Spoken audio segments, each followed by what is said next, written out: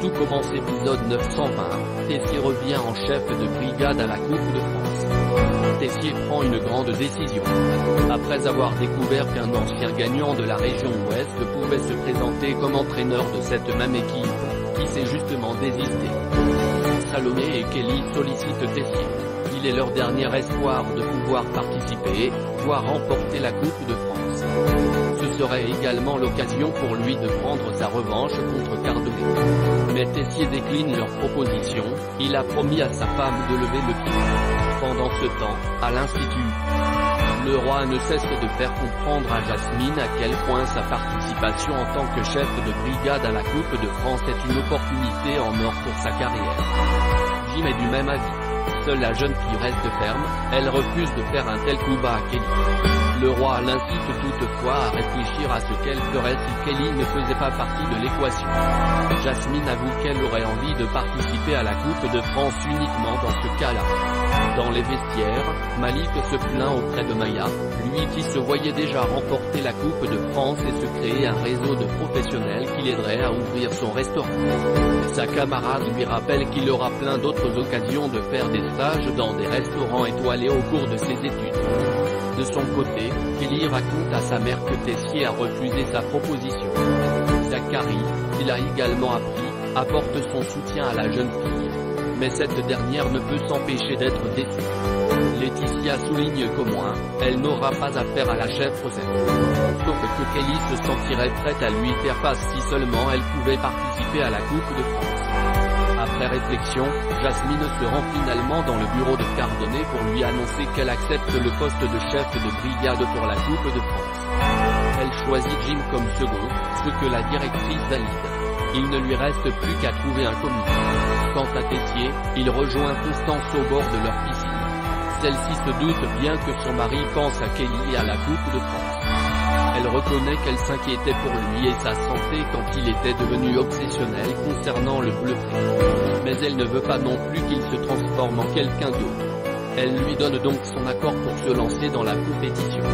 À l'Institut, le choix de la nouvelle brigade de Cardonnet fait le tour des élèves. Se sentant trahi, Kelly confronte Jasmine qui tente de lui expliquer que sa décision a été très difficile. Les choses empirent lorsque Kelly propose à Kelly d'être sa commise. Profondément blessée, Kelly réagit en insultant son ami, ce qui alerte Cardonnet. La directrice intervient pour séparer les jeunes filles en convoquant Kelly dans son bureau. Alors que Cardonnet remet Kelly à sa place, Tessier débarque pour annoncer sa décision de reprendre la place d'entraîneur pour représenter la région Ouest lors de la Coupe de France. Il va de soi qu'il entraînera la brigade de Kelly. Cardonnet se rend compte qu'ils seront rivaux. Mais cela ne fait pas peur à Tessier qui compte bien la battre à la loyale. Antoine est rongé par la culpabilité. Suleiman raconte à Pénélope que des élèves ont accroché des portraits de Louis en le traitant de meurtrier la veille, avant le cours de Guinaud. Antoine, qui se joint à la conversation, ne trouve pas cela normal d'humilier la chef de cette façon.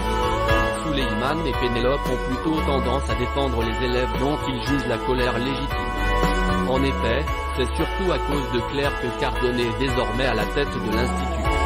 Afin de renforcer la cohésion entre les élèves, Antoine décide d'organiser un tir à la corde dans le parc de l'Institut, supervisé par Gaëtan. Pénélope comprend alors que son compagnon culpabilise d'avoir voté pour Cardonnet et cherche à se rattraper auprès des élèves. Antoine lui avoue qu'il culpabilise également vis-à-vis de Tessier. Pénélope l'encourage à aller lui parler. Guinaud accepte de coacher Vic. À la fin du cours de Guinaud, Vic lui propose de la laisser réessayer l'exercice de la veille pour lui prouver qu'elle peut obtenir une meilleure note que lui 20e. Elle craint en effet que cela fasse chuter sa moyenne.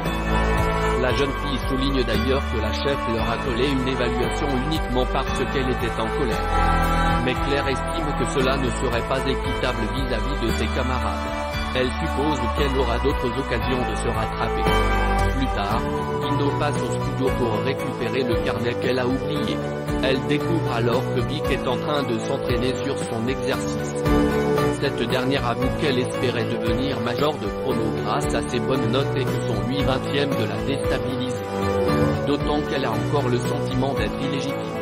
Claire propose de la coacher de temps en temps en dehors des cours. Vic Vic accepte avec joie. Elles s'y mettent sur le champ. Claire en profite pour demander à Vic comment se passent ses études à l'institut. La jeune fille avoue qu'il y a quelques tensions depuis l'arrivée de Cardonnet à la tête de l'école.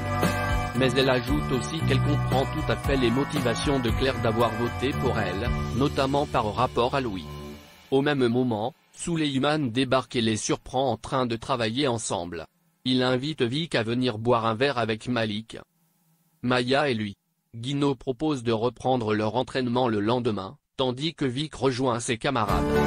En traversant le parc, Souleyman s'interroge sur les motivations de Vic à se rapprocher ainsi de Guino. Vic affirme qu'elle veut juste améliorer ses notes. Elle ne joue pas la groupie pour se faire bien voir mais parce que Guino la touche sincèrement.